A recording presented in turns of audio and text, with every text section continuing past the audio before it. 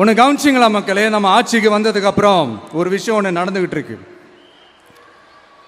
இது இந்த ஜென்சி தலைமுறையை அட்ராக்ட் பண்றதுக்காக இங்கிலீஷ் தமிழ் கலந்த அறிக்கை அது சொல்ல வந்த நினைச்சிங்களா?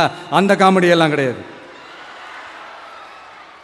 அடுத்து இந்த ரியாலிட்டியை மறந்துட்டு இந்த ரீல்ஸ் போடுறது அது சொல்ல வந்தீங்களா? அந்த காமெடியும் கிடையாது. இது சீரியஸாக ஒரு விஷயம் நடந்துகிட்டு இருக்கு.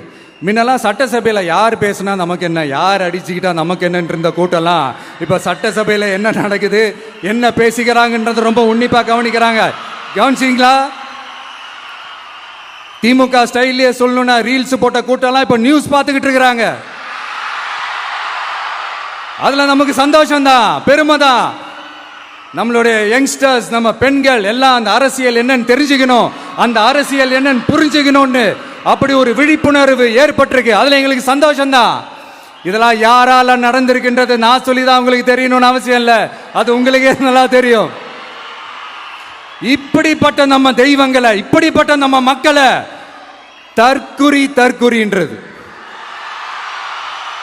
இன்னமும் சொல்லிக்கிட்டு இருக்கிறாங்க.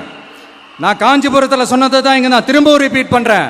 நீங்க தற்குறின்னு சொன்னீங்களே, அவங்க தான் உங்களோட அரசியல் வாழ்க்கையே ஒரு கேள்விக்குறி ஆக்கி இருக்கிறாங்க. கேள்விக்குறி ஆக்கிட்டாங்க, இன்னமும் ஆக்க போறாங்க. அன்னைக்கு நான் சொன்னப்போ சிரிச்சவங்க எல்லாம் இன்னைக்கு என்ன பண்ண போறாங்களோ? உண்மையை சொன்னாதான் அந்த கூட்டத்துக்கு கசக்குமே.